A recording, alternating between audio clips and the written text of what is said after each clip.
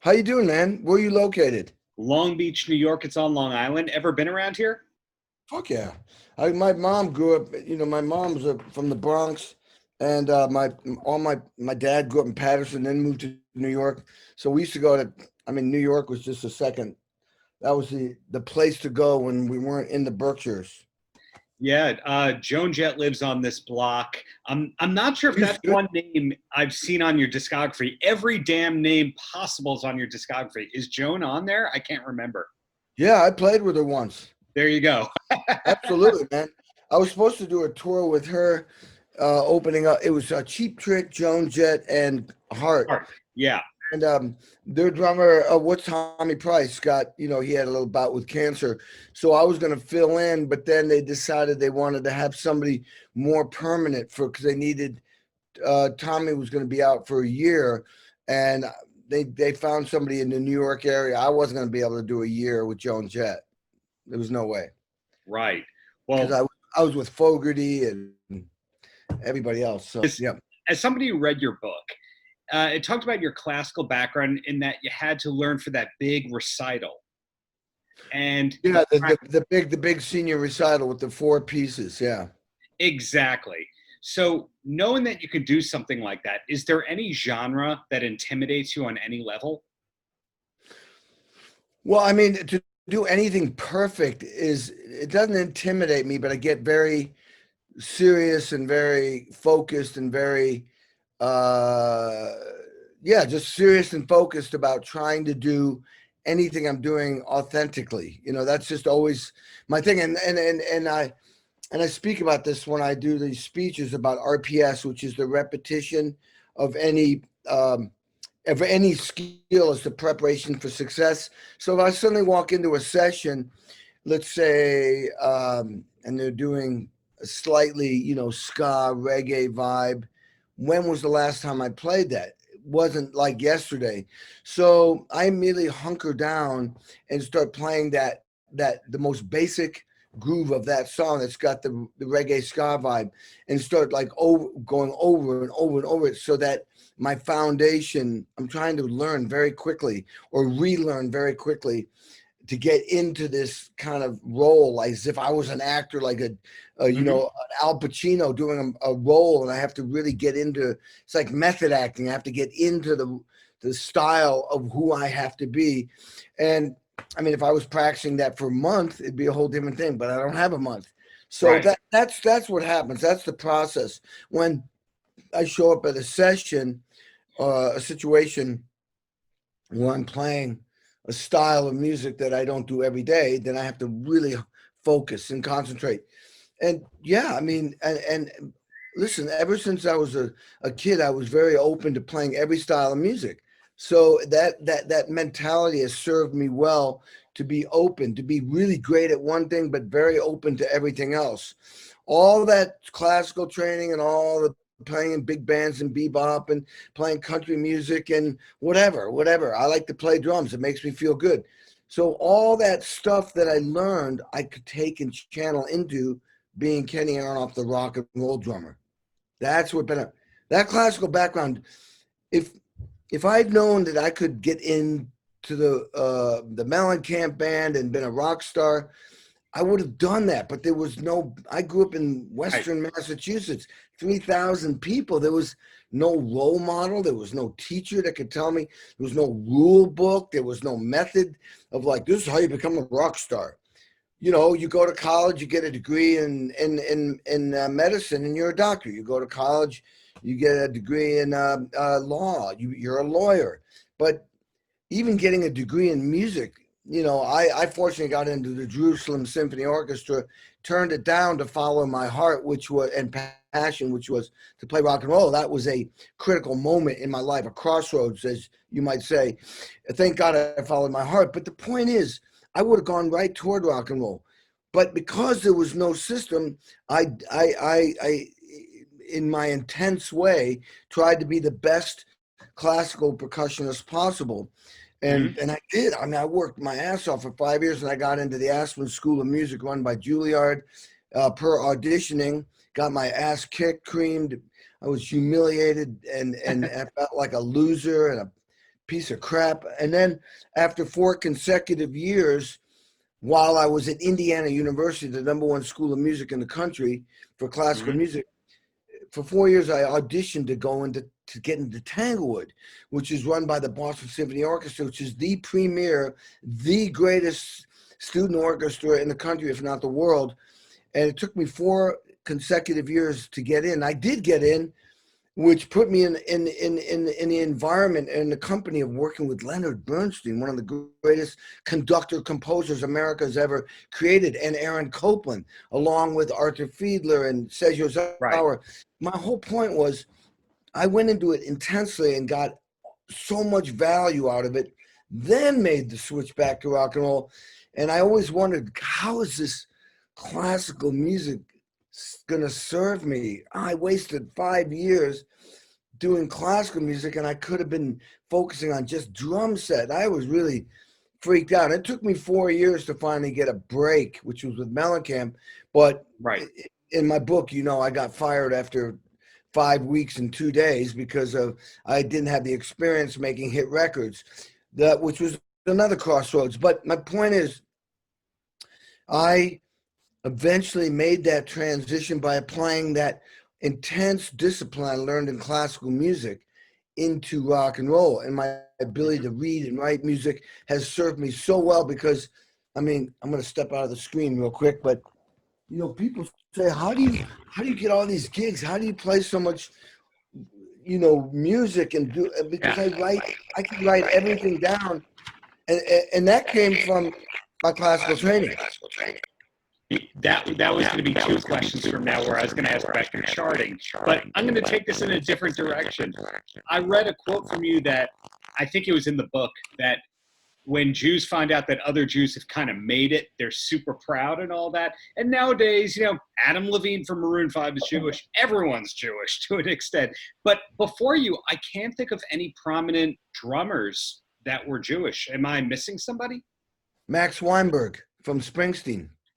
That is correct. I guess he made it in 77, 78. The same thing. There aren't that many Jewish people on an offensive or defensive lineman in the NFL. Actually, they find that a lot of the offensive linemen are Jewish. There's brothers and all that. I've actually looked into that. What? Yeah, I'll find that article and I'll send that one to you. But Max Weinberg and you. And I'm going to think this is somebody else I can't think of. Rod Morgenstein. Oh, okay, yeah, Dixie Dregs and Winger and all. Yeah, and he's on the, he's right on the island where you are. And teaching at Berkeley, exactly. Well, was there ever a moment where people growing up have gone like, "Oh, you can't make it in hard rock. You're Jewish"? Never. Okay. No, I got total support. My grandma was the classic. What's this boom, boom, bang, bang, boom, boom, bang? You should be a doctor or a lawyer. That's what I got. But, she was an immigrant from Russia. What did she know about rock and roll? Hell, my parents, they were the most supportive and most incredibly supportive, But when they saw me go, first of all, they could not believe that they saw me in the big stage where the Boston Symphony Orchestra performed at Tanglewood.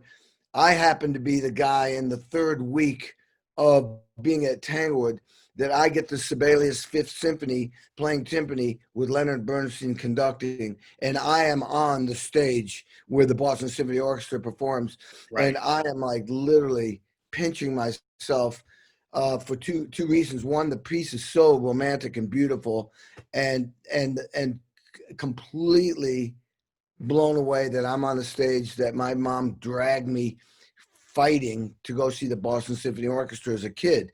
And my mom in the audience with tears in her eyes cannot believe, she doesn't understand, how did I get from being a kid to up there?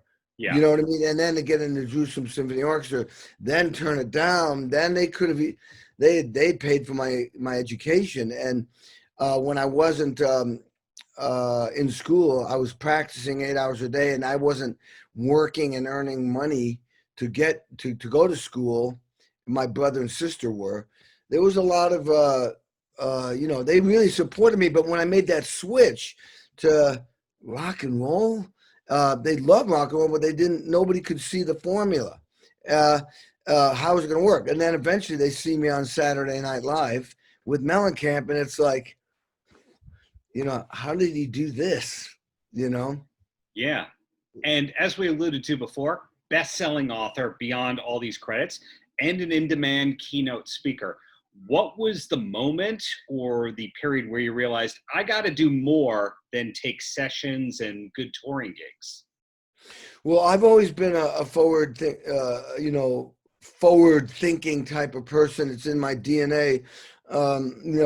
Since this pandemic, I've, my virtual recording, as I call it, people sending me files from all over the world, has escalated, and now I'm converting my Uncommon Studios LA into a virtual speaking place too, with 3 cameras and the proper lighting. I'm already doing it, but I'm upscaling it. But what happened with the speaking thing was I'd always done drum clinics, so I was very, very comfortable speaking in front of people.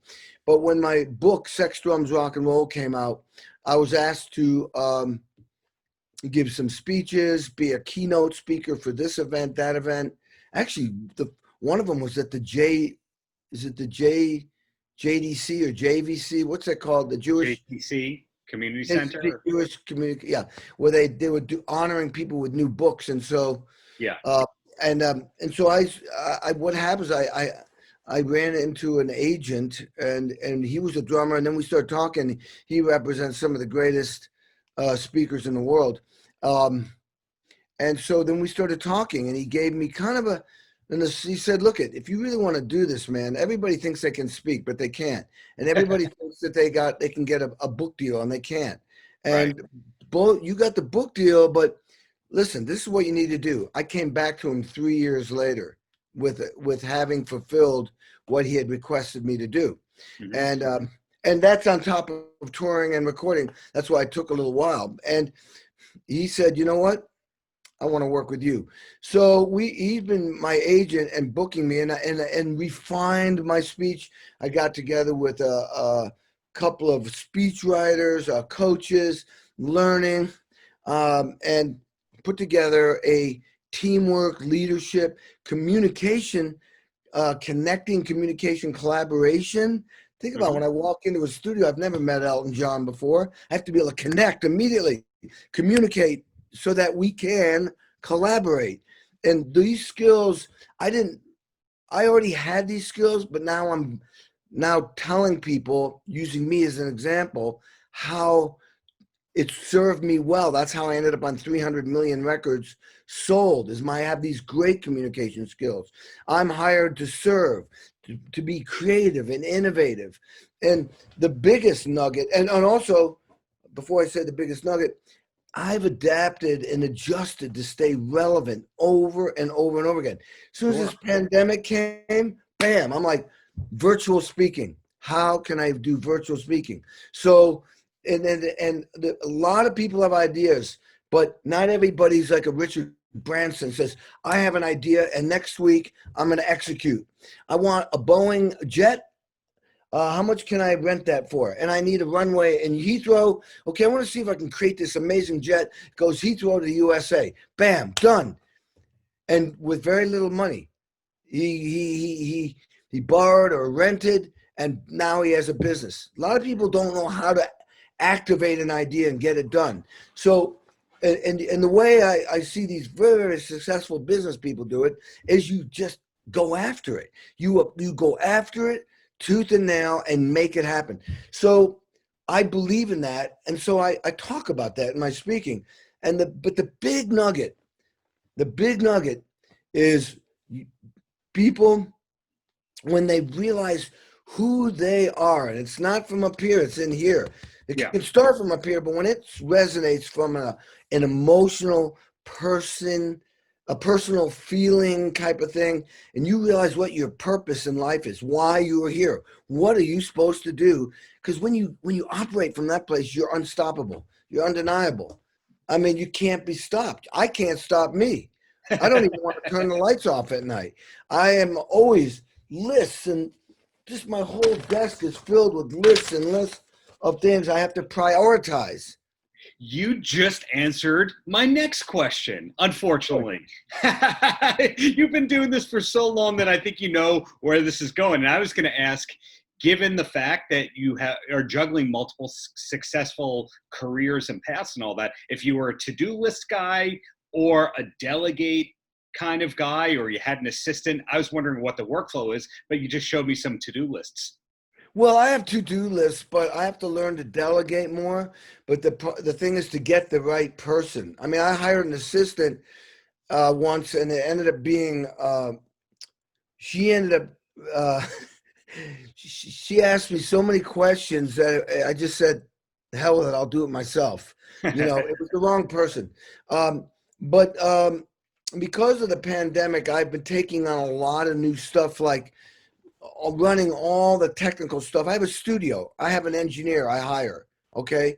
Because I don't want to learn all the technical stuff, but I have learned a lot more so that I can, like, for example, if I have to, like last night, there was somebody, it was a kind of a favor. They wanted me to record drums to these tracks, and I can't have, it's like no money. And it was somebody getting married. Well, I now know how to bring a template up on my studio with all the gear, you know, Pro Tools. I know how to activate, record my drums. You know, I have to hit record and then go running into my studio. I leave enough room so I can get the headphones on so I can hear the count off. I know how to, you know, then send those files off to people. I have all kinds of techno. I can work in getting, you know, filming me, recording me, put into iMovie, get that uploaded to YouTube.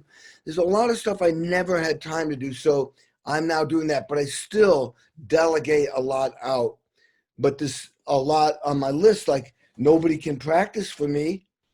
I write, when I get ready for a session, I get the music. I ask for certain requirements. I have to make the charts. I write every note out. Then I record it. It's not over yet. Then I have to then compress a file, send the files out, invoice, follow up. That's for, like, it could be like 6 artists in one day. That's a lot of work. Then I still have to practice. I still practice the drums, technique, and music. I have podcasts like this, 3 to 5 a week. I have an audio book on sex, drums, rock and roll. They were actually going to start that audio book with another speaker. They did actually start with another speaker. I went, are you kidding? I need to read my book. So got to be your voice. Come on. So there'll be the audio book. There's a drum book that I signed up for. I actually have another book I wrote 2 years ago. I never put out. It was even edited. It's basically about you know, hard work, you know, how to be successful and stay successful in your life and career, and that success doesn't fall out of the sky, and you're not born successful. And if you're waiting for something to land in your lap, I'm the mofo who's going to take it from you, because you have to make success. You take action. I'm actually going after the lazy and entitled people, which you know, I'm sorry, man. That, you know, I have no patience for that. If you've got a brain and you have you're healthy, get your ass up and take action. You know, that's just the only way you're going to be successful. And because you see, if you wait for success to come, it's not going to happen. Even if you get a break, you won't be able to sustain it, because you need to put in, you know, Malcolm Gladwell talks about 10,000 hours. I'm at like 50,000 hours. You need to put in the time to learn and absorb. And there are no mistakes, by the way. There are no failures or mistakes in my mind. As a child, we were told that those things are only experiences that help us become better. There's no mistakes. You do something and you consider it a failure, you've got to erase that idea and go, it's not a failure. I just learned now what not to do and what I need to do a better job. So anyway, that book is more about that type of thing. I got to get to that. I started reading it 2 nights ago, and I went, hey, that's a pretty good book. So that's another thing on my list. But I will hire somebody to finish it and market it. Sure. You know, that's what I'm going to do. I'm not going to sit there and, I mean, I could publish it. Then, see, books are interesting. Unless you're a #1 bestseller, you know, this guy, here, this guy, Keith Ferrazzi, he's this like 6 or 7 book, a marketing genius. That guy will make money. He's one of the most brilliant marketing guys and teamwork leadership guys in business around the world. Yeah. My book, Sex, Drums, Rock and Roll, it's an autobiography. It's not going to change people's lives. It's entertainment. So I spent a lot of money, hired a publicist. Right. They had one, but I hired my own publicist because I wanted that book to, I ended up on, Seth Meyers' show, Good Morning LA. I got positioned in great places. The idea was for people to see that book existed. Did I make that money back? No, but that doesn't matter. But it's an investment in yourself. It's marketing. It's marketing. It's positioning yourself as a guy. Okay, there are these many drummers. How many drummers are in famous bands? How many drummers are in famous bands and had a huge successful session career like me? We're now really narrowing it down. How many session drummers play with Johnny Cash, Willie Nelson, Chris Christopherson, but then with Tony Iommi from Sabbath and toured with the Pumpkins and did Alice Cooper? Oh, but he also played with Ray Charles, B.B. King, Buddy Guy, Bonnie Raitt. Oh, but then the girls, Alanis Morissette, Avril Lavigne. You see, it starts to get smaller and smaller. Oh, and played with the Boston Symphony Orchestra and recorded with the Buddy Rich Big Band playing jazz. It gets smaller and smaller. Oh, and then an author. See, now we starting to get it really itsy bitsy. And so to have a book, it's more about you positioning yourself as a business person where you become more special and unique. And that becomes marketable when I speak. They go, Kenny Aronoff, blah, blah, blah, blah, blah, blah, blah, blah. Wow. Or my agent goes, and is trying to sell me as a speaker to an organization, and they go, Kenny Aronoff's going to be perfect for your technology, convention, which is all about staying relevant in business. Kenny is in music. Are you kidding? He's done it over and over again. And they go, who's Kenny Aronoff? They go to Instagram, and Instagram it says, drummer, speaker, author. Top 100 drummers of all time, Rolling Stone magazine, recorded 300 million records sold. Yeah. Bam. They go, oh, that guy. All right. Then they go to the website. It's like, but when you say author, it just adds another component. Of course. Well, 2 quick questions, being mindful of your time here. And the first one is, when I speak to famous drummers such as yourself, I like to find out when it is that they stopped competing against other drummers, like when they kind of realized, hey, everybody can work. I don't need every gig. And then every now and then you sub for somebody and somebody subs for you. Was there a moment when you kind of realized that? Well, the biggest competition I have is with me.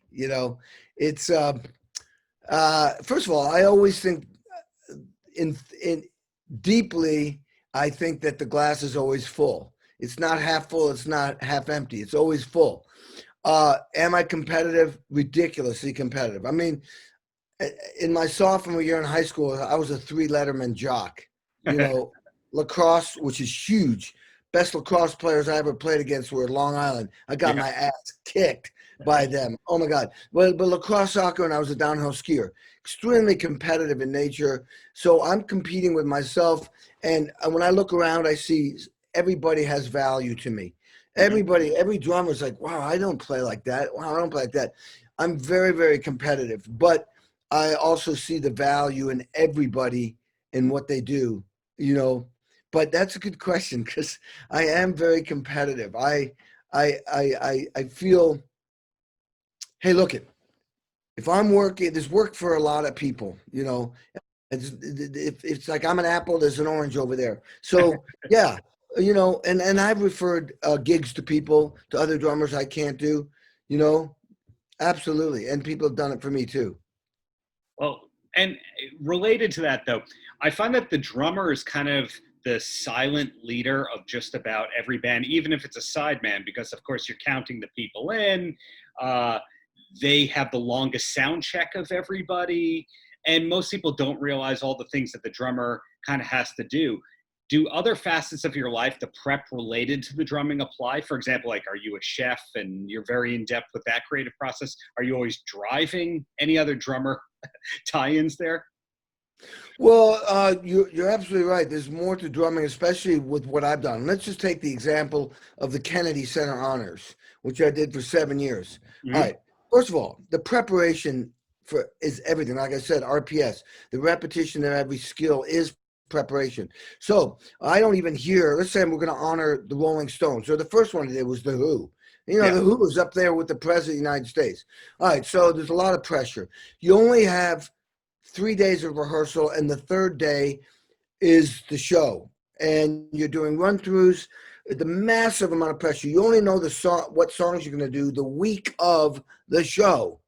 And so what I do, preparation, I listen to the original recordings. Then I go to YouTube and listen to the last version that the artist might have done. But let's say I'm doing a Sting song, and Lady Gaga is one of the people I'm recording with, or Bruno Mars, who I played with, though not record, but perform with. Right. So I know that Bruno Mars did a Police segment in his show. So I had listened to the Police version. Then I listened to, because he did a medley, Message in a Bottle and Roxanne and a couple other songs. But the point is, I then transcribed his version of those songs. Then and then Lady Gaga, I didn't see a version that she did of If I Ever Lose My Faith, which is a Sting song. Anyway, I'm prepared. Then I go to Washington, D.C., and the MD brings the charts in. There's new versions, cut down, different tempos, different arrangements. And I'm getting their song. I'm really transcribing real quick the letters and section numbers to my charts, erasing, adapting. We rehearse. Then he makes changes. We do that for 7 songs, 7 artists. Then the artists come in. They make changes. I'm making changes on my charts. That night I go home and rewrite all my charts. Then I got tempos. I got who to count off with. Then when we do the camera block, now I'm starting to see where the artists are coming in, the flow, the order. I get together with the musical director, the stage manager, and the producer and get the flow of the show. I get the script of the show. I have to know when to count off when someone's reading a teleprompter. I know everything that's going on. I know where the cameras are. I know everything besides the drumming part in order to, like you said, am I counting off the song, or am I giving the musical director the tempo to count off the song? I have to know all of this. I'm looking at the teleprompter. I'm looking at the script. I'd have to move from one song to the next. I'm changing the drum machine. And something inevitably will go wrong. And I have to problem solve during this 16-camera shoot that's being filmed and recorded.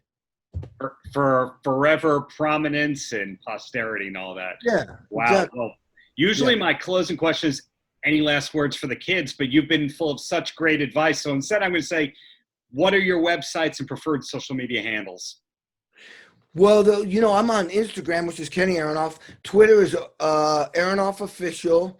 If you want me to add you as a friend on Facebook, I tapped out about 8 years ago, but I have a fan page, Kenny Aronoff, and I'm on LinkedIn also. And my website is www, obviously, KennyAronoff.com. I have a YouTube channel, which is under my name, which I just had a meeting about. I'm going to upload all kinds of new videos.